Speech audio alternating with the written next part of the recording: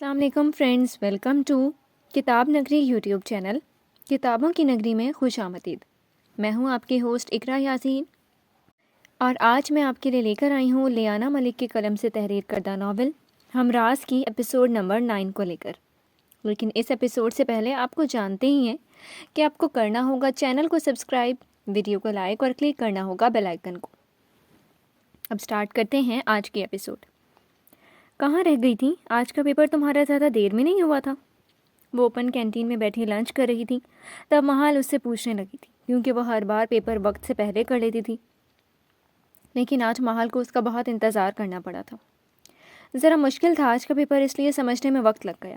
وہ بریانی کے پیکٹ میں چمچ چلاتی ہوئی بولی تھی، مگر سب تو کہہ رہے تھے کہ تمہارا پیپر کوئز فارم میں تھا اور کافی ایزی تھا۔ وہ نہ جانے خواہ خواہ کیوں اس سے باتیں کرنا چاہ رہی تھی۔ ان کے لیے آسان ہوگا، میرے لیے نہیں تھا۔ اب بتاؤ کیا چاہتی ہو، کوئی بات ہے تو بولو۔ وہ چمچ پیکٹ میں رکھتی ہوئی سنجیدگی سے بولی تھی، بات کوئی بھی نہیں ہے، میں ویسے ہی پوچھ رہی تھی، اور کل تم مجھے کچھ بتانا چاہ رہی تھی لیکن میں نے سنا نہیں تھا۔ اگر کوئی مسئلہ نہیں ہے تو ابھی بھی مجھے بتا سکتی ہو۔ وہ نارمل انداز میں اس سے مخاطب ہوئی تھی۔ نہیں، اب کوئی بات نہیں ہے۔ اس کے چہرے پر ابھی سنجیدگی رقم تھی۔ ناراض ہو کیا؟ وہ اس کے ٹو دی پوائنٹ جوابات پر بولی تھی۔ نہیں، آپ سے کیوں ناراض ہوں گے؟ وہ ٹیبل پہ سے بلا وجہ اپنی چیزیں سمیٹنے لگی تھی۔ محال کو اس کی خاموشی کھلی تھی۔ سوری اریحا، کل سچ میں تھوڑی میں اپسیٹ تھی، اس لیے نہیں دھیان دیا، سر میں بھی تو درد تھا میرے۔ وہ اس کا ہاتھ تھام کر اس کے سنجیدہ چہرے کو دیکھ کر بولی تھی، محال، تم نے مجھے نظر انداز کیا تھا کل، اور تم خواہ مخواہ اس 2 دن کی آئی ہوئی لڑکی کی طرفداری کر رہی ہو، جبکہ جانتی بھی ہو کہ اس نے تمہارا جائز حق لیا ہے، پھر بھی تم اس طرح کر رہی ہو۔ مجھے نظر انداز کرنا اچھا نہیں ہے، میں تمہیں کسی کے ساتھ شیئر نہیں کر سکتی۔ وہ اس کے ذرا سے پیار بھرے لہجے سے آواز میں کہنے لگی تھی۔ تمہیں برا لگا؟ اور میں نے نظر انداز کب کیا تمہیں؟ تمہارے ساتھ ہی سوتی ہوں، یونی کے بعد سارا دن تمہارے ساتھ ہی کمرے میں ہوتی ہوں، اور اس لڑکی کا تو مجھے نام بھی نہیں پتا۔ بس آج ہی صبح اس کو دیکھا میں نے پہلی بار، تم بلا وجہ ہی زیادہ سوچ رہی ہو۔ وہ بات کو طریقے سے سنبھال چکی تھی، مگر پھر بھی محال، وہ ابھی کچھ بولنا چاہتی تھی جب محال نے اسے بیچ میں ہی روک دیا تھا۔ چھوڑو نا سب، موڈ اچھا کرو اور یہ بتاؤ کیا بات تھی، اور تم نے اب تک مجھے میرا سرپرائز ہی نہیں دیا۔ وہ بات کو بدلتی ہوئی تیزی سے بولی تھی۔ اریحا کے چہرے پر خوبصورت مسکراہٹ بکھری تھی۔ تم کیوں مسکرا رہی ہو اب؟ محال اس کی مسکراہٹ مشکوک نظروں سے دیکھنے لگی تھی، جیسے نہ جانے کیا گہری بات ہو۔ مجھے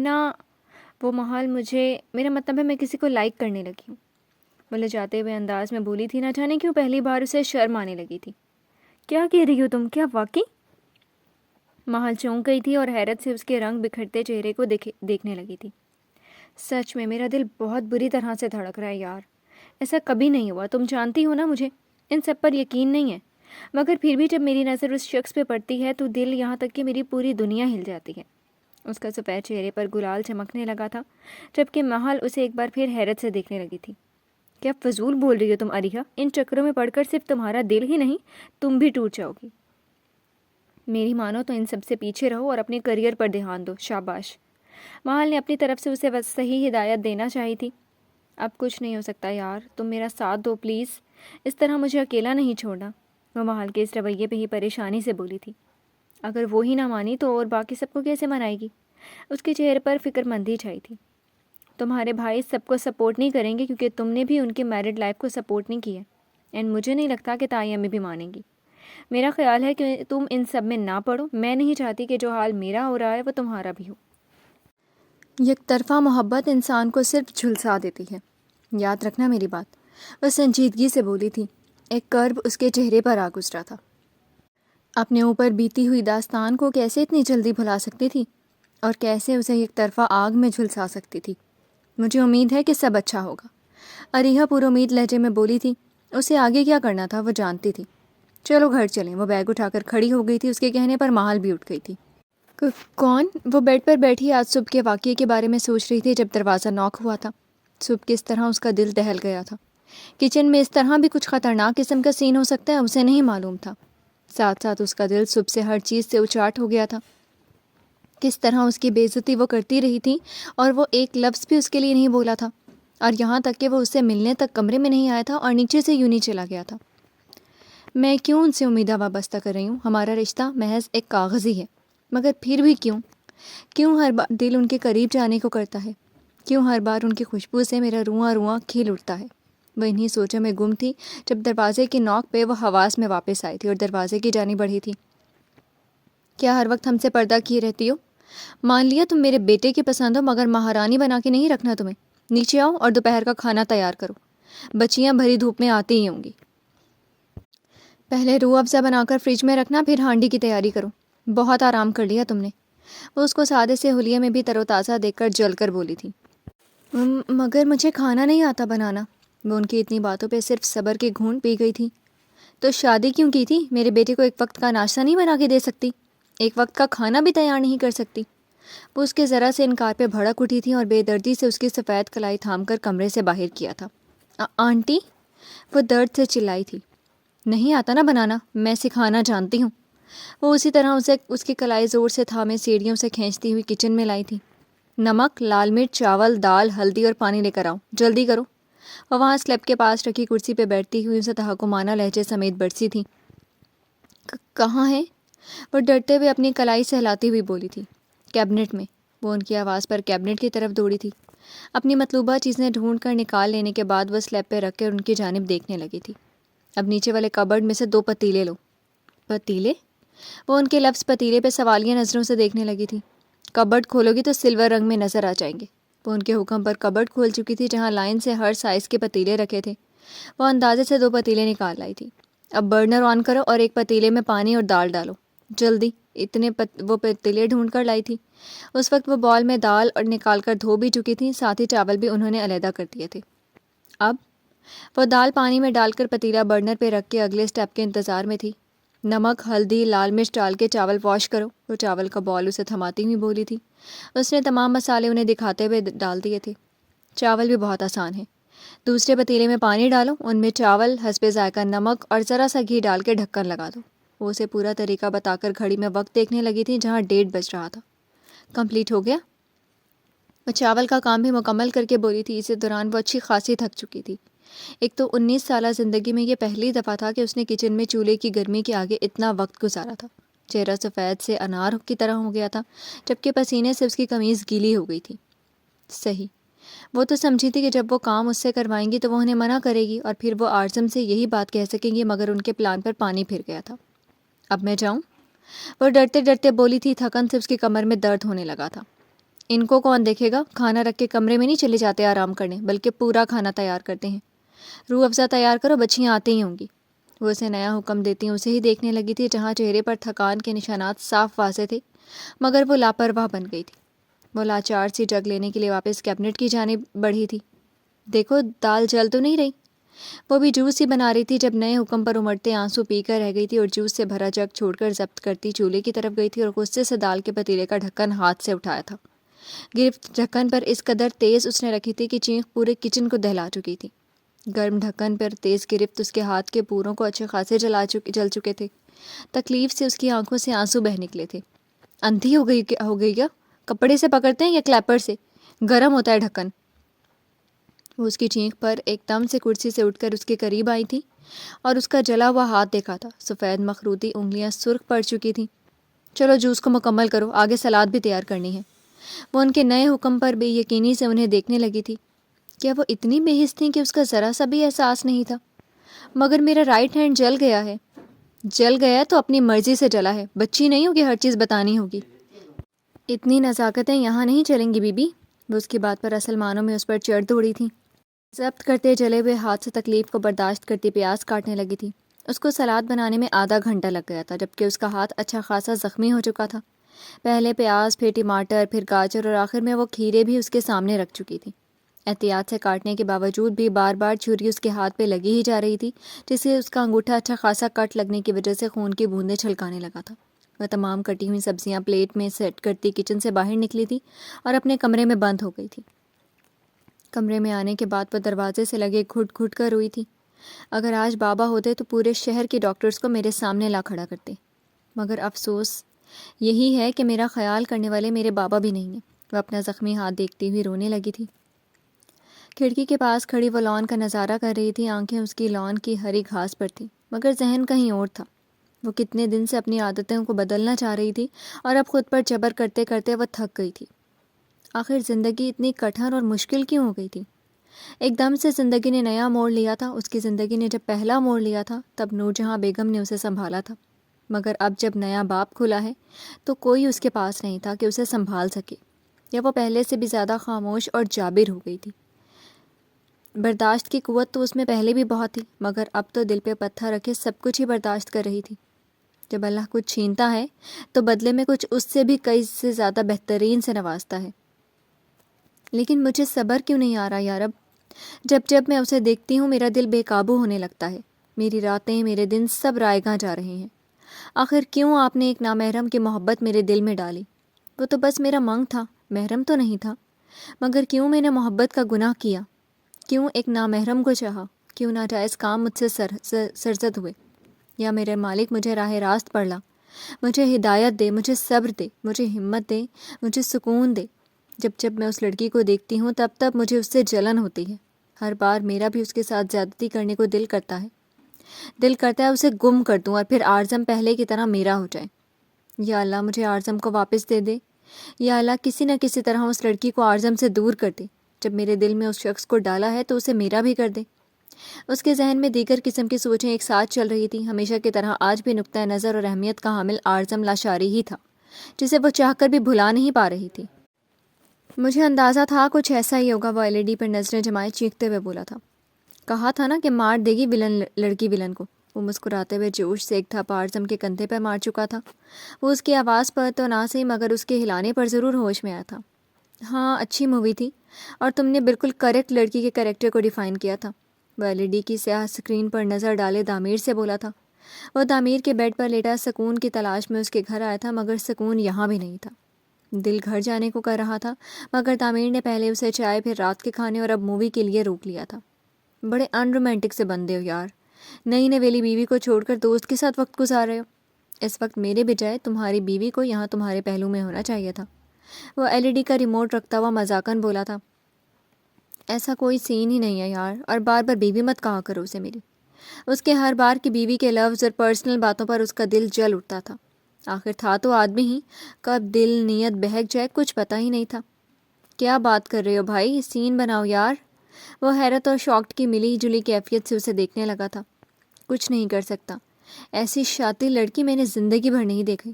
روزانہ کافی لڑکیوں کو ڈیل کرتا ہوں، مجھے بھی پرکھ ہو گئی ہے اتنی، مگر وہ تو سب سے الگ ہی ہے۔ وہ پریشانی سے اٹھ بیٹھا تھا۔ ایکسکیوز می مسٹر آرزم، کھل کر کہیں کیا بات ہے؟ وہ اس کے سنجیدہ چہرے کو دیکھ رہا تھا جہاں تکلیف کے نمایاں آثار تھے۔